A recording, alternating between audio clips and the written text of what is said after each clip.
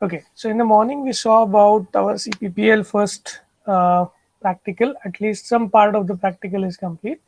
At the end of today's session, we will address the issues related to the remote login, as I told you already. But today, at the beginning of this session, we'll start talking about uh, our first programming concept, that is related to name, scope, and bindings. So we are going to try and understand what do you mean by name, scope, and bindings. I hope you're able to see my screen, the slides that I have shared. I'm not running the slides. I'm just showing you slides in the working mode only. But I hope the font is readable. Okay, somebody can just ping me that it is readable and my voice is audible.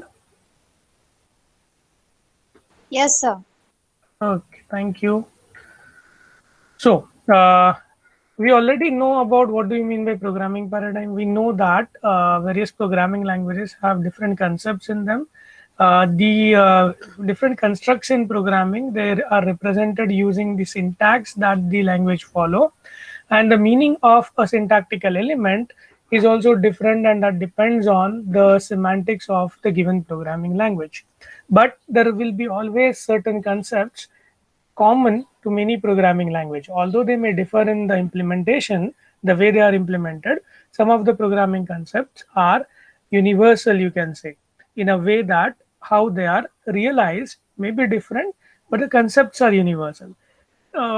Just like many human attributes of maybe all humans have two eyes, two ears, one nose, and maybe two hands, 2 foot, feet.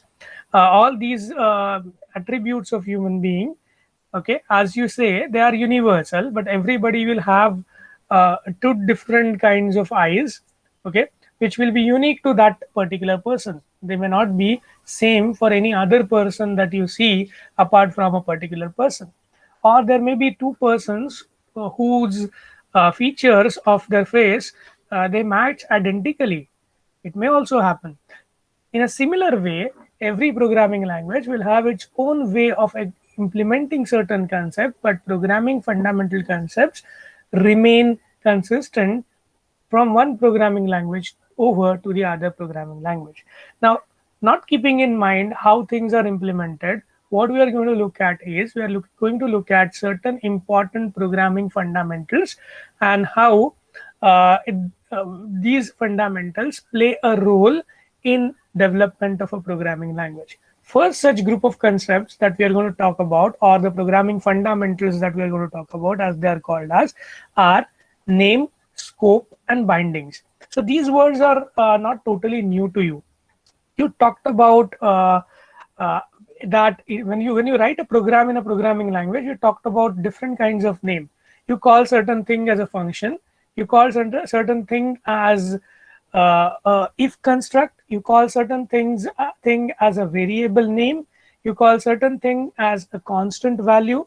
Okay, you call certain thing as a block of statements. So all these names that you associate with different entities is related to the naming convention. Now, whatever entities that we use in programming language, whatever constructs we use in programming language, we are going to refer to them, or we are going to say that they are nothing but some sort of objects or some sort of entities. Now, it can get confusing because in the morning lecture, I was talking about object oriented programming, where we said that object is nothing but an encapsulation of data and functions together as a single derived data type. But now, when I'm speaking about programming entities, programming constructs, different kind of programming construct, I'm again referring to them with the name object. In this case, the word object means कोणतीही गोष्ट. Okay, programming ज्याचं होतं ती गोष्ट. That is what the meaning of object is. And here the meaning is not related to the meaning of object in object orientation. Little confusing, but can't help because that is the way the topic is dealt with in your textbook as well as universally. So you go and find anywhere, they will talk about programming objects. They'll say this is a programming object. They won't say this is a programming entity. That's the reason you'll find subtlety in the way I express the names, and sometimes you might also get confused. So that is why I've underlined this. Whenever I call something object in today's lecture, okay, before we start with the experiment, is nothing but a programming entity, a programming construct, you may say. Okay, I hope this is clear now. And naming is a very unique thing in programming. What we do in programming, we express our ideas in terms of the programming language constructs. These may be some looping constructs, these may be some statements, which may be assignment statement if we are talking about imperative programming language. They may be some sort of expressions, like logical expression, or something like mathematical expressions. So whatever we are writing, many a places we will be using certain names which are defined by the programming language itself. So whenever we say that we have created a programming language, very much kind of naming conventions go with the definition of programming language. Many entities in the programming language, they are named at the time when we create the programming language, and that's why certain names are caught up, or certain names are attached to the objects when we define the programming language or we create the programming language. Just like for an instance, when I write a C program, generally I use a function called as main, main, as the function where my program execution starts, right? So this is a universal known fact about C programming language. You may have numerous functions in your code, but the execution of program only starts when you start executing the main function, whose name is main. Now, to give this function name main is a decision made by the developers of C programming language. The persons or the programmers who created programming language C, they decided that there must be one function whose name is main or main. Okay. Similarly, they also decided that there would be certain set of keywords which will have a specific meaning in C programming language, just like if, else, break, continue, and many more like them, like int, char, float. And you'll find that there are a lot of things which we refer to as keywords, and these keywords, as they are important, as they carry important meaning, they are not used by other they are not used by to express any other idea than what they are meant to do for. And use of keywords, okay, or definition of rather keywords, what is keyword and what is not a keyword, comes from the definition of programming language. So every programming language, the decision about naming the keywords, naming the important aspects of programming language, are taken at the time when the language itself is defined. Now, for an instance, if I want to use a programming language and I want to write my own function, so I would pick up a name for my function, right, as a programmer. So sometimes in the life cycle of a program, a programmer may also, at the time of writing code, decide names of certain objects, like my own variables, my own functions. I will name them when I am defining them in my program code. And this will be done before I compile the code. When I'm writing the code, I will be giving them certain names.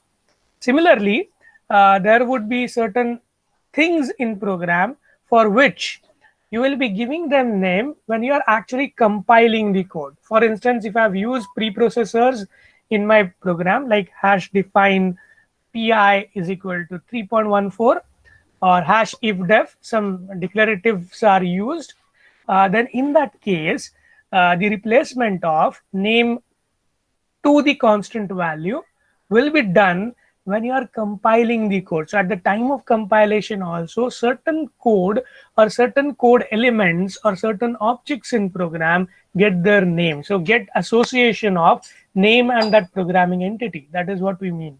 Okay. And lastly, at the time of execution also, some of the things that are executing can also be given certain nomenclature or certain name. So these objects will get their name when you are executing. So how to name a thing which is part of the programming language?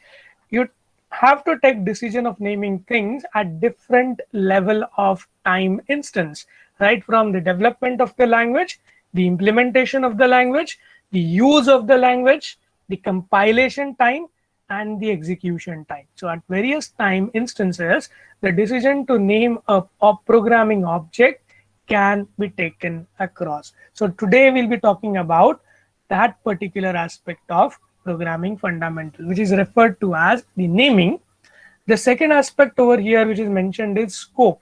So when I associate a name to an object, to a certain degree, that object and that name, they are associated. For certain degree means certain duration of time, this association is valid. And after some time, in the whole cycle of programming, the association is disallowed or is removed. Such a case is referred to as the time between the association was made and the association was removed. The time between these two events is referred to as scope for that name binding. Scope of that name binding. So name is bound to an object. That is why that binding word is there. And scope describes how much of the time duration the binding was existent. Okay, so that is how these three things are related to each other, and concepts are merged into a single or fused into a single concept called as name, scope, and bindings. Okay, so let us start looking at what we have. We already know what is a high-level programming languages. We have discussed about it again and again in the previous lectures. So relatively high level or degree of abstraction of features compared to assembly language. So when it comes to assembly language, the degree of abstraction is less, so that we are much more closer to the instruction set of the hardware. Okay, the instructions that the hardware understands are pretty much closer to the assembly program instructions. When it comes to high level programming language, it's a relatively high level of abstraction that we use, and that's why they are kind of away from the definition of assembly language. Okay, early development of high level language involved certain language. So these language names you need to remember, because certain programs that we are going to write may be having certain code parts from these programming languages. Number one is Fortran. It is a shorthand for the formula translated or formula translation programming language. This emerged through the need of or the requirement of the development of computational devices that can represent the mathematical formulas for computing many engineering solutions in and after the World War ended.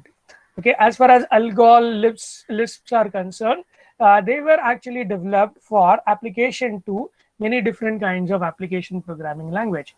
Okay, so Lisp is also an interesting programming language which is majorly used and which is a kind of ancestral language to a important programming paradigm called as functional programming paradigm. So that's why these three languages, you should at least know their names and know a bit about them, not necessarily you should be able to code in them. Okay, please understand. So these programming language were developed and they actually achieved two important facets of programming language. To achieve machine independence, that is, I should not be restrained to the machine instructions. ये machine instruction या hardware instruction से मैं अगर connect हो जाऊंगा या उससे relate करूंगा या उससे पे dependent हो जाऊंगा, तो मेरा program code एक hardware पे ही चलेगा. दूसरा अगर मैं hardware दे दूं तो उस पे वो code नहीं चलेगा. I have to rewrite those instructions such that the other hardware that on which I want to run the code should also support the given instruction set. So high-level programming languages were developed because of this reason, which was very evident back then, because there were a lot of players in the hardware market and there was less standardization of the way the hardware instruction sets will be or would have been developed then. because of these reasons, there were number of programming languages that arose at the level of machine instructions. So you will have your own assembly language for one hardware, and there will be another assembly language for another hardware. So if you have so many plethora of languages developed, there will not be interconnectivity or independence between the programs that you write for one and the other languages. But nowadays we see that I can have one particular program running on one machine. I can pull that program up and get it run on some other machines. And that is called as machine independence. If I actually have in a true world scenario case, I should have a programming language which is high level programming language. I should specify things in that programming language, and I should be able to run it on any kind of hardware, be it a very small constraint hardware, be it a very big, very what you can say, very able hardware which has a lot of RAM, lot of processing power, as well. It should run on different set of hardwares. So majorly, if you see today, you'll find that there are different manufacturers of processors, and there are different hardware architectures also. So we have x86 architecture majorly used, and there is a Mac architecture as well. Okay, wherein the architecture, the hardware architecture itself is different. Okay, so if I want to write a actual machine independent code, it should run on Mac as well, and it should run on x86 hardware platform as well. Mac, not in the sense of the operating system Mac, I'm saying Mac in the sense of the hardware also, because the hardware also differs of the Mac based systems. Okay, now the other important thing that these high level programming language achieve is they also achieve ease of programming. So these are the two important major criteria for having high level programming language. Okay, now